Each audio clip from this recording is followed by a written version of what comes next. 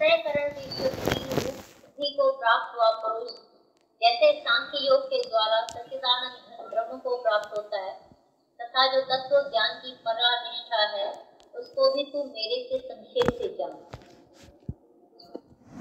शांत और शुद्ध देश का सेवन करने वाला तथा मिताहारी, जीते हुए मन वाणी शरीर वाला और दृढ़ वैराग्य को भली प्रकार प्राप्त हुआ पुरुष निरंतर ध्यान योग के परायण हुआ, सात्विक धारणा से अंतःकरण को वश में करके तथा शब्द आदि विषयों को त्याग कर और राग द्वेषों को नष्ट करके तथा अहंकार बल घमंड काम क्रोध और संग्रह को त्याग कर ममता रहित और शांत अंतःकरण हुआ, सच्चिदानंद घन ब्रह्म में एक ही भाव होने के लिए योग्य होता है।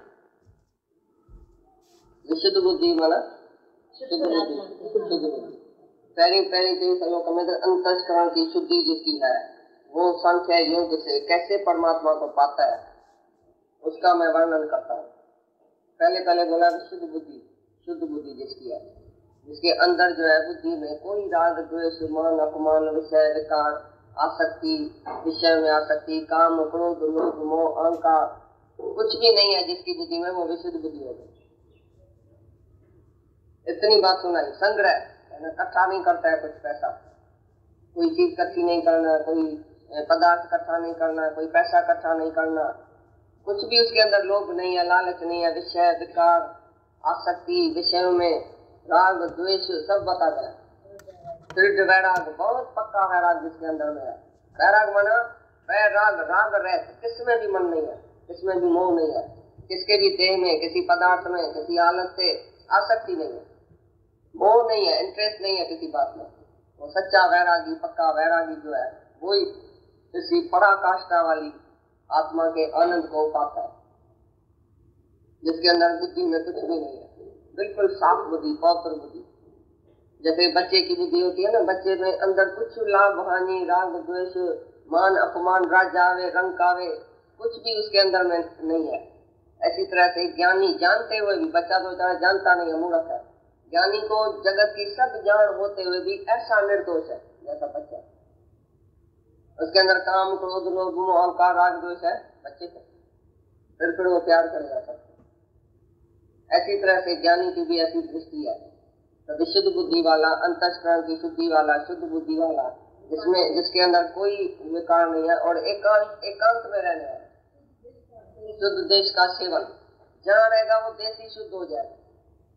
माना सत्संग में, जहाँ सत्संग हो गए, सत्संग की वार्ता हो गई, उधर उसको जास्ती मजा आएगा। शुद्ध देश में रहने से मजा आएगा। जहाँ जहाँ परमात्मा की वार्ता चलेगी, भगवान का ज्ञान चलेगा, ऐसे देश में रहने वाला एकांतवासी जिसको दूसरे का संग पसंद ही नहीं है, दूसरे से बात करना, दूसरे से बैठना, दूसरे से हंसी मजाक करना, दूसरे से बात करना, ये भी आधार है। तुम एकांत में बैठ के देखो तो तुम आनंद में रह सकते हो उधर। एकांत में बैठ के मन तुमको सताता है। जो माइंडलेस है, जिसकी शुद्ध बुद्धि है, जिसके बुद्धि में कोई विकार नहीं है, वो एकांतवासी शुद्ध देश में रहने वाला, तत्व को जानने वाला और दृढ़ वैरागी, जिसको बहुत पक्का वैराग है, कभी भी किसी माया में वो नहीं जाता है। कोई माया उसको आकर्षित नहीं कर सकती है, अपने तरफ घसीट नहीं सकती है, जिसको ऐसा वैराग है पक्का। ऐसा नहीं मसानी वैराग, अभी वैराग है तो कल फिर मस्ती मजाक खाना पीना मजा ये वो चर्चा मस्ती सब शुरू हो जाए। एक दिन वैराग, एक दिन हंसी मजाक, ऐसे नहीं। तुम कहाँ भी जाता है, क्या बात करता है, कितना गंभीर है, कितना मौन में है, कितना एक एक शब्द तुम बोलता है कि आत्मा से बोलता है कि दुनियावी बात में चर्चा मस्ती करता है। ये भी देखना अच्छी तरह से, जो आपस में बोलता है, क्या बोलता है सारे दिन में, क्यों बोला, एक शब्द भी क्यों बोला किसी से, किसने बोला और क्यों बोला, काय के लिए तुम बोलता है किसी से, क्या वास्ता है तुम्हारा किसी।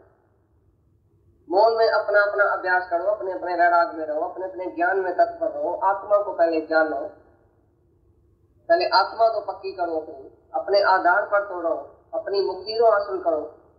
उससे पहले ही तुमने हंसी मजाक किया, मुक्ति चली गई। इसके लिए देरी होती है इस रास्ते में तुम्हारे, क्योंकि दृढ़ वैराग नहीं है, मौन नहीं है, शांति नहीं है, एकांतवासी नहीं है तुम, एकांत में रहने से तुम्हारी दिल घबराएगी, किसी न किसी से बकवास करेगा, तभी तुम्हारी दिल जो है शांत होगी। ये सब जो बातें सुनाई तुम अच्छी तरह से समझो तो ज्ञान नहीं क्या होता है, ज्ञान क्या है, वैराग क्या है। सभी विषय से आसक्ति निकाल के काम क्रोध के वेग को, मन इंद्रियों को पूरी तरह से जो जिसने जीत लिया है, वो ही सच्चा वैरागी सांख्य योगी परमात्मा को प्राप्त होता है। ऐसे अंतस्करण के शुद्धि वाला चाहिए।